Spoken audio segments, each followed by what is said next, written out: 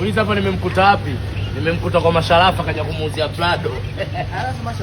Na line hiyo nimempa mimi. Ananiua kwa watu, wanataka kunifukuza kazi. Wewe bila mimi uishi. Hapa yenyewe nimempa mimi connection. Bwana Masharafa anataka Prado na milioni 160. Nimeacha kuuza langu auze lake kwa sababu najua mtu hali yake ni tiatia maji, tetema na ana mikopo. Lakini mimi nimekubali kuvumilia soji wa kusoma nikae nalo. Lake lile kashauza kwa Masharafa. Vipi mdogo?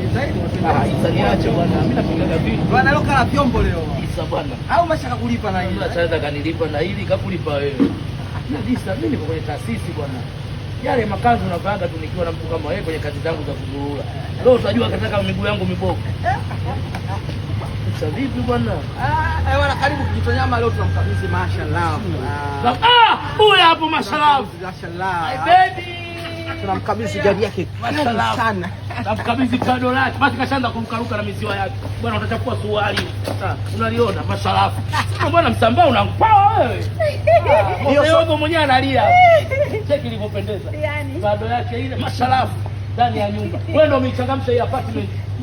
Watoto wanakaa hapa na kwa vipi kuchangamka. Kweli. Mtu anakaa kwenye nyumba hapo anakuwa mvivu. Wewe ndio umefanya ijulikane hapa. Kabisa. Mashallah hilo. Cheki paja lake. Cheki paja. Unajua ningejiwekaga siku nyingi.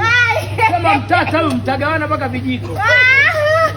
Amna mbona mmoja tugawani atugawani kabisa. Sambaa kwanza. Wewe gari yako nzuri pia. Kama Prado yako mbona kadenya ajaje mtu mpa kaje. Anakaribia yuko hapo. Ngoja nimpigie. Angalia. Hata kiuno ana matako kama Mjapani.